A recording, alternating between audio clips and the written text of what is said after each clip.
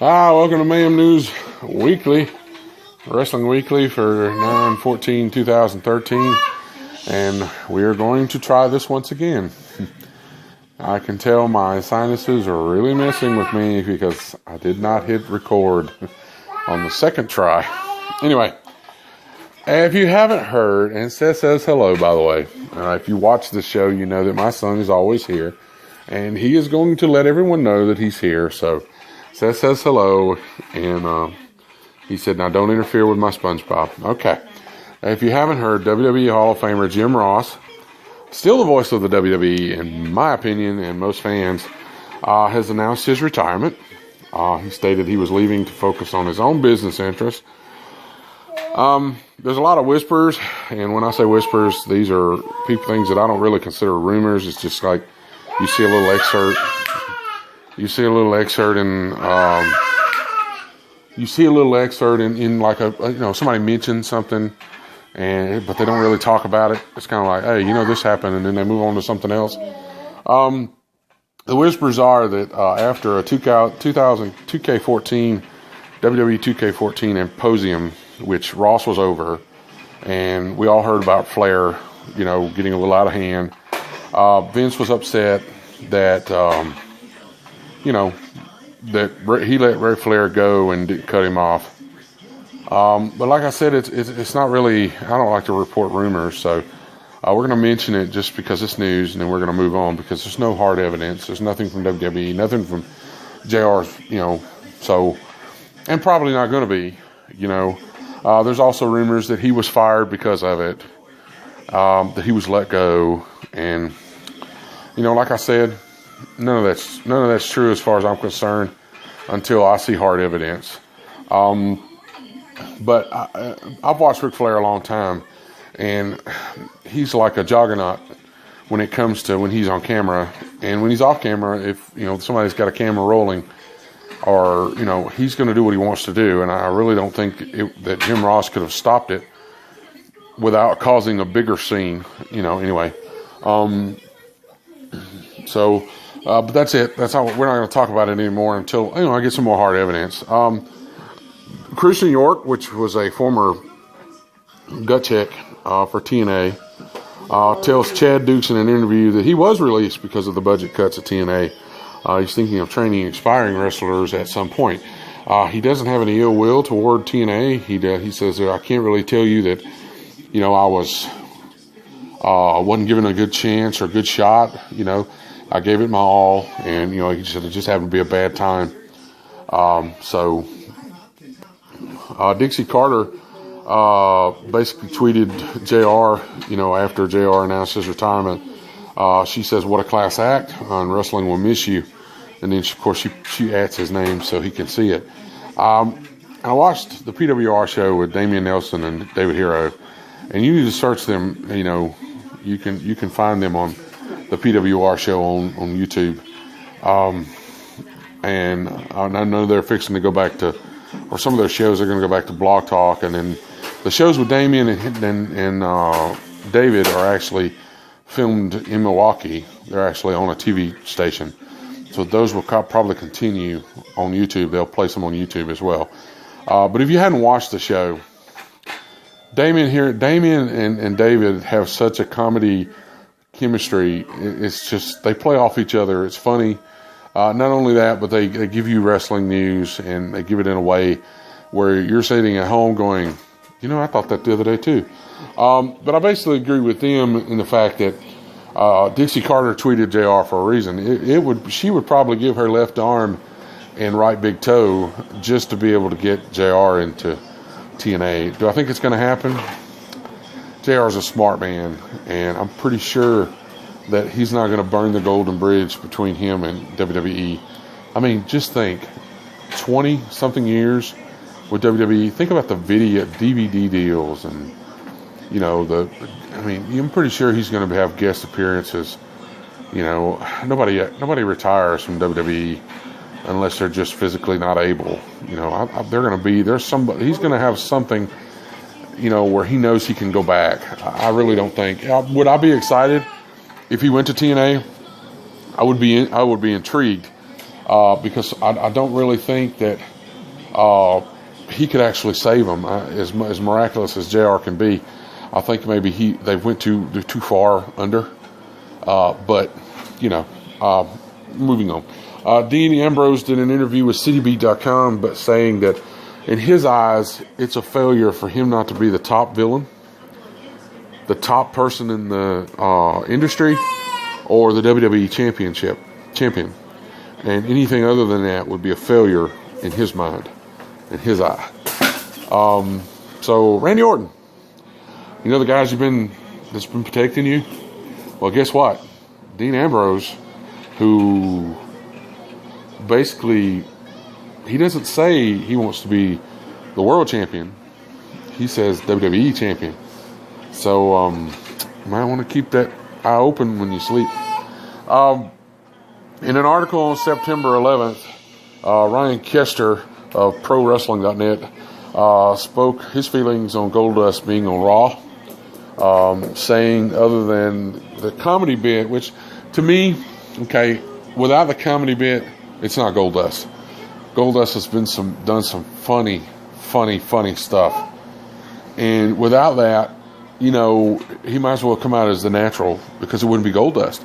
I mean, that would be fine too, but you have to have the comedy bit if you're going to do Goldust. Yeah, but basically what he was saying was that he thought the comedy bit was, with the seriousness of why Goldust was there, out of place. But like I said, you can't really do that without having, it has to be that to be Goldust. He goes on, he says that WWE did a great job building up Goldust before the match.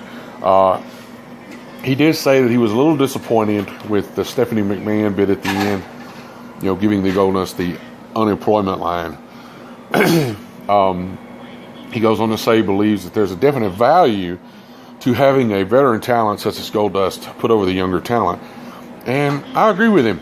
And Goldust himself has actually tweeted and said in an interview that it is the younger talent's time. I think it would give him more pleasure, nothing but pleasure, to actually get up and actually start helping the younger talent, which, he was doing before. There's a lot of talent in the younger talent right now that says that certain things that they do because, Goldust showed them. So, I don't think we've seen, I really don't see that we've seen the last of Goldust. And there's a hashtag going around put out by Goldust and several hashtag the Rhodes Dynasty. And I actually did a picture. Somebody had, I think it was Cody Rhodes, tweeted a picture of him, Ted DiBiase Jr., Dusty Rhodes, and Dustin sitting at a table, and it kind of reminded me of a Godfather type setting. So I put the hashtag and I said, the Rhodes Dynasty giving WWE an offer they can't refuse. And I mean, it is just that. I think that's what's going to happen. I think we're going to see a meeting of the minds with the McMahons and the Rhodes. WWE has informed non-essential talent or talent not vital to current storylines that they will be left off the live events. And from what I understand, the live events are the ones that are not on TV. Those are the ones that you go, used to be called house shows. People like Vicky Guerrero, Zeb Colder, people that are not actively in a storyline. Now, this does not, Heyman is in a storyline, and Brad Maddox being, so, I mean, they're not actually in a storyline. Vicky's not an antagonist to any storyline right now, so people like that are not going to be going to live events. They'll be paid for, their own TV thing, and then they won't be going to that, because basically WWE is talking about moving away from the B towns, I guess you could say, the smaller towns that really don't give enough people to show up to make it, and trying to stick with bigger places, near those B towns, but kind of like a magnet where they can have a show here and it brings in people from, the surrounding area. And it makes sense. I mean, they're a $1 billion company, but, you gotta save money somewhere, especially in the economy that we have today. All right, we're going to move on. TNA had a No Surrender pay-per-view. They cut it down to 2 hours, put it in their regular time slot.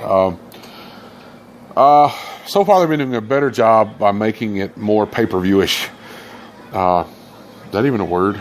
Anyway, Bully Ray gets sucker punched in the jaw by Mr. Anderson. By the way, it's good to see Mr. Anderson back. To start the show off, and Hogan makes their match a last standing match. Which, when he said last standing match, I kind of figured, well, Anderson's going to lose because, you know, I'm psychic. Anyway, not really, but anyway.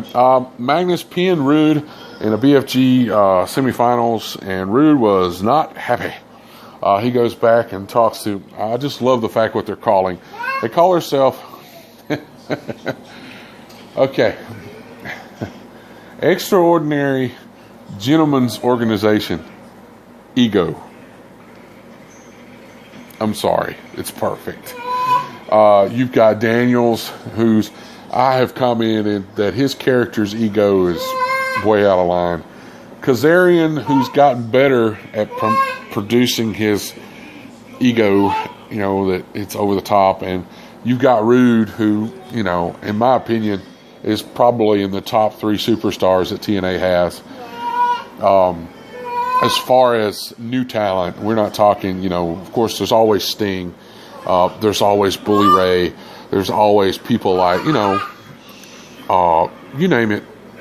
Some of the older talent are always going to be at the top. But in the new talent, Rude, AJ Styles, and Abyss, or Joseph Park, and there's several more, but we're just going to name the top 3. In my opinion, that is the pick of the litter of TNA, you know, as far as their new talent. And I know you can't really say, well, Rude's been around a while, but compared to, you know, he's never worked anywhere else as far as I know. I mean, he has been in WWE, so as far as I know. Anyway. But basically, he tells him if he can't be in the finals, you know, if neither one of them can be in the finals, nobody will. So basically, hey, we're going to have a run-in. We'll talk about that in just a minute. Dixie is in the back and tells Hogan that Bellator has pulled Tito and Rampage until their match in November. Dixie, it's not a big surprise that happened. We knew that they were not going to actually have in-ring action. They're there to basically because you have a deal with Bellator. And if I was how would you say, if I was a superstar who was a trained wrestler and I was going to get in a ring with people that do more than wrestle, such as MMA, people who are trained fighters. Now, you can make fun of Tito Ortiz and you can make fun of Rampage Jackson all you want to, but they are trained fighters. If you were in a back alley, most people would actually get their ass handed to them facing Rampage, unless you pulled out a gun or, you know, caught them off guard. So, but the fact that they're not trained professional wrestlers, in other words, they haven't transitioned, just haven't made that complete transition from MMA fighter to a trained pro wrestling superstar, meaning that they don't know. You know, I mean, you could get hurt. I didn't expect them to be jumping in the ring and, you know, doing moonsaults off the top rope. And just you got to remember, people like Brock Lesnar were actually wrestlers before they went to MMA. Okay? So they actually know that when you hit somebody in the ring on a wrestling show, that you're not actually trying to take their head off. And I just don't know if I would be, you know, really excited about, hey, you're going to faint Rampage Jackson in a, you know, tag match. Okay. Well, he's going to stay out on the, you know, I'm just saying, think about it. You know, because these guys are actually fighting where they come from. They're actually, you know, blooding and beating the hell out of each other. It's like a boxer. Same thing with a boxer. You know, who knows, you know, I've known a couple of boxers, a couple of guys that were Golden Gloves, and he said boxers have this the switch. He said if it's like, you know, somebody accidentally pops you in the face, it's like they go into, you know, fight or flight, and you know it's like, you know, either like, remember the commercial Foghorn Leghorn, I mean the TV the cartoon where they'd ring the bell and the little chicken would punch him in the mouth. Well, that's what I'm talking about, you know. And but anyway, I didn't actually think they were going to be in the ring that much. They were there just for wrestling candy, pretty much. They're, you know. Bully Ray defeats Mr. Anderson in a brutal match. I mean, brutal. The only reason he did was because the remaining people of the Aces and Eights basically helped him out. And I still think we're looking at the demise of Aces and Eights. Thank God. Anyway, and I actually, if you don't know who Sutter Inc. is, that's the creator of Sons of Anarchy. I actually sent him a message on Facebook saying, hey, it's not one time that I don't watch TNA, that the Aces and Eights walk out, that I just don't want to see, you know, hear the theme music from Sons of Anarchy and have Jax and all these people walk out, just beat the hell out of the Aces and Eights and put that storyline. Because in my opinion, you know, they're a complete copy. Even the fact that the vice president is going against the president, you know, represents Jax going against Clay. I mean, come on.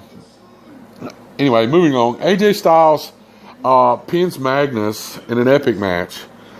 Except for the awkward run-in by the Ego guys. I mean, they come in, they start pinning. Nobody rings the bell. Last time I checked, this was not a no DQ match. The referee's just sitting there going, hey, y'all quit. You know, they go to commercial and come back and they're gone. And the match continues. And I'm like, that was kind of awkward. I mean, no DQ. I guess because they wanted to finish it. But AJ does what he said he's going to do. He beats Magnus. And he gives Dixie Carter a heads up, saying next week I'm going to bring out some more stuff that you're not going to like. So I kind of like this Stone Cold S going against the man or woman in this case thing. So we're going to see SmackDown results. Start off the show. Big Show's in the ring. Pretty much reads a written apology to Triple H and the superstars and everything, and basically Triple H suspends Big Show as, in my opinion, this misguided storyline continues.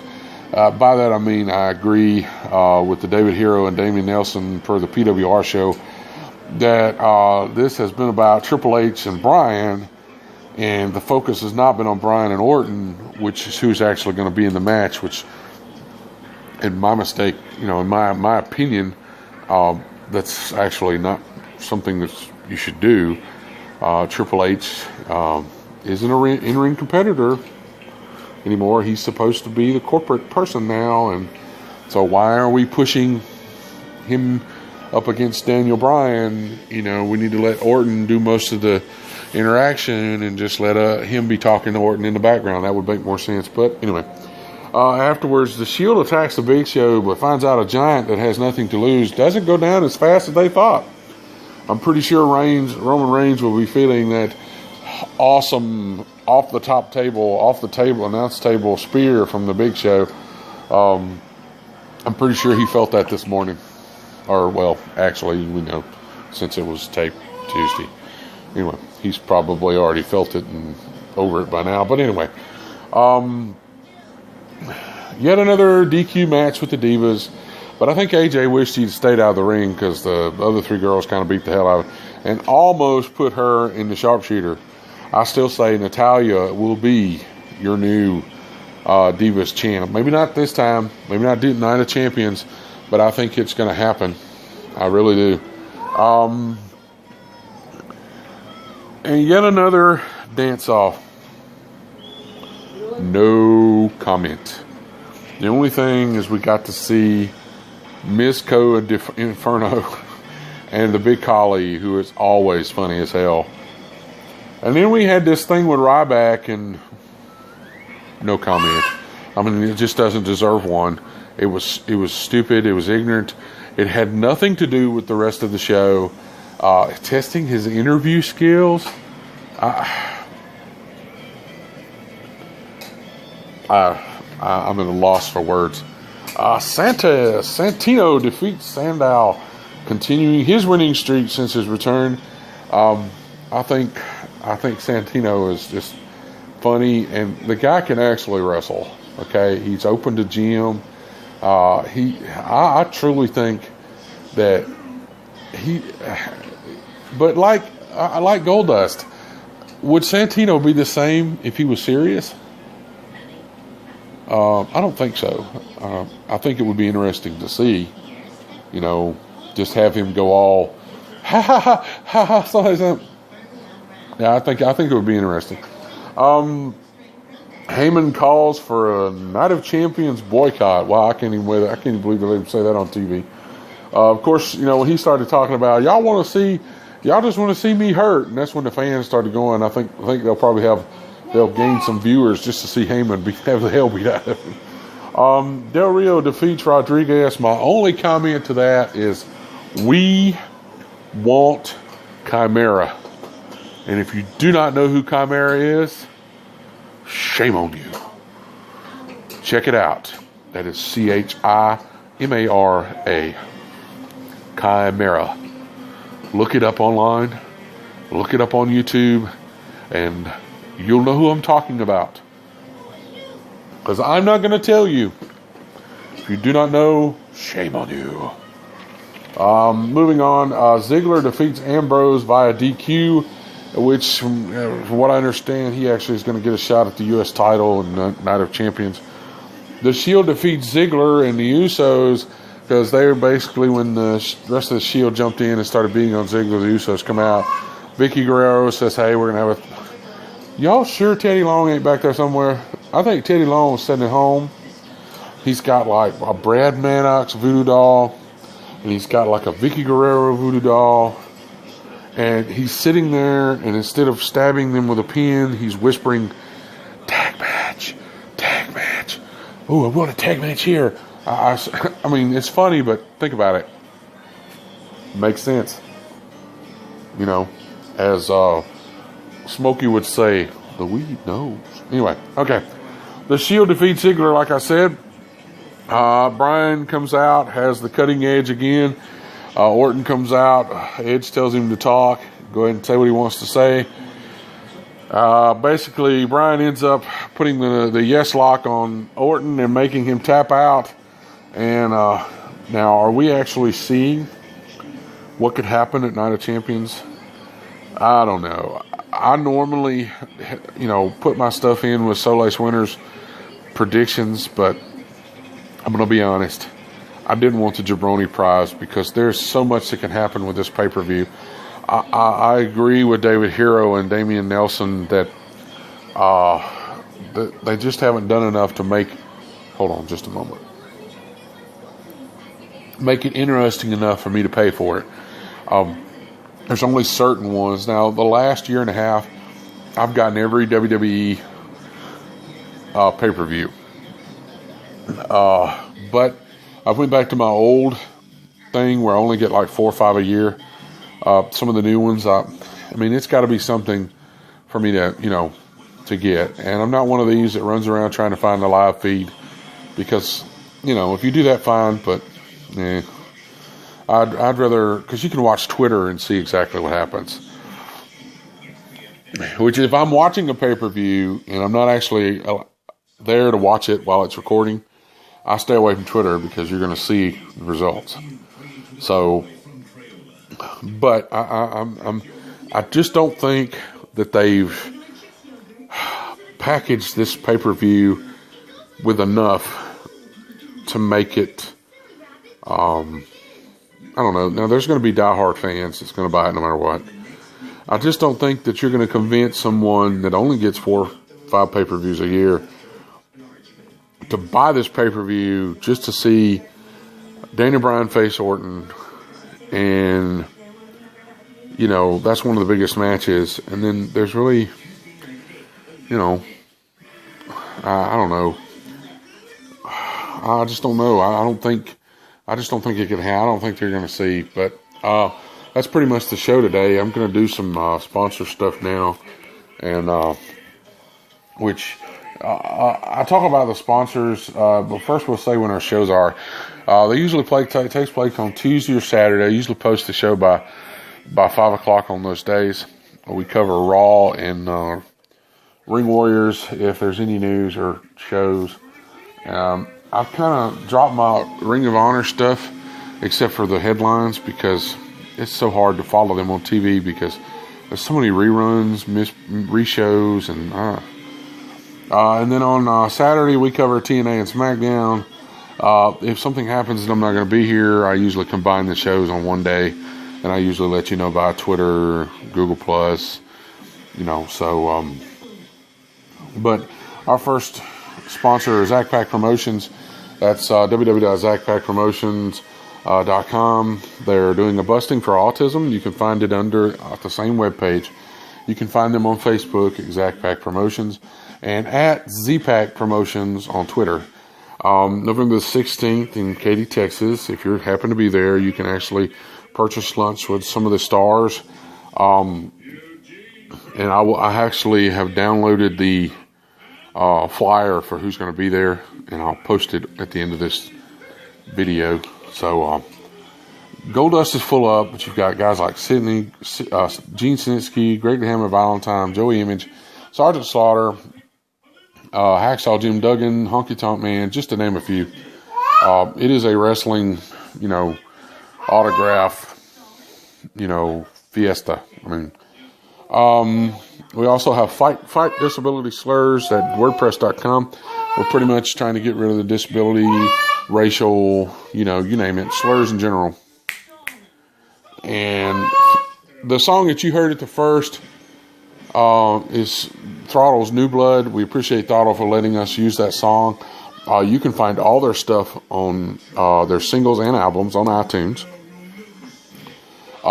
They have a new album coming up, and I really need to get with Fiddler Throttle today and see when their new album is. It's Razor Wire Finish Line. It will be coming out. We will be doing some stuff with them.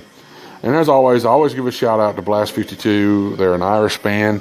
You can follow them at Blast 52. And you can follow their drummer, which is Stephanie. You can follow her at Blast 52 Drummer. They have a new EP. We Can Pretend. It's available on Amazon and iTunes sometime today. You can go to mayhem/news.com, and you can just look over to the right side and follow the Blast 52 links to either the iTunes or Amazon. I was going to actually do a thing to add to the end of here, but I couldn't get it to show up right, so I'm just going to add the links to the webpage. We appreciate everyone following us on doing this show. We're over 1,000 views. I appreciate it for everyone that actually listens in every week. I really appreciate it. And well, that's the show tonight. I'm going to let Throttle take us out here, and thanks for doing.